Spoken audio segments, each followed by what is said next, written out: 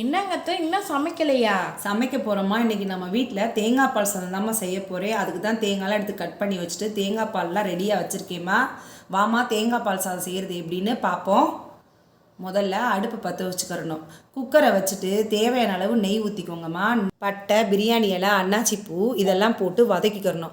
வதக்கினோடனே கொஞ்சம் சின்ன வெங்காயம் இல்லாத பெரிய வெங்காயத்தை போட்டு லைட்டாக வதக்கிட்டு இஞ்சி, பூண்டு, புதினா, பச்சை மிளகாய் எல்லாத்தையும் குறைன்னு அரைச்சி வச்சதையும் போட்டு ஒரு வதக்கிடணும்.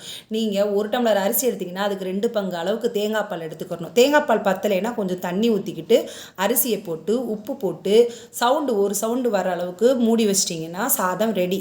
அப்புறம் முட்டை குருமாக்கு நீ சொல்லுமா? தேங்காய், பச்சை மிளகா, சோம்பு போட்டு நல்லா பேஸ்ட் மாதிரி அரைச்சி வச்சுக்கிட்டு வெங்காயம், தக்காளி, பச்சை மிளகா, கொத்தமல்லி போட்டு நல்லா வதக்கிட்டு அரைச்சி வச்ச பேஸ்ட்டையும் போட்டுட்டு தேவையான அளவு தண்ணி ஊற்றிட்டு நம்ம வீட்டில் அரைச்ச மசாலாவையும் போட்டு கொதிக்கவும் அவிச்ச முட்டையை போட்டு இறக்குனா முட்டை குருமா ரெடி. தேங்காய் பால் சாதம் முட்டை குருமா ரெடி. வாங்க சாப்பிட்லாம்.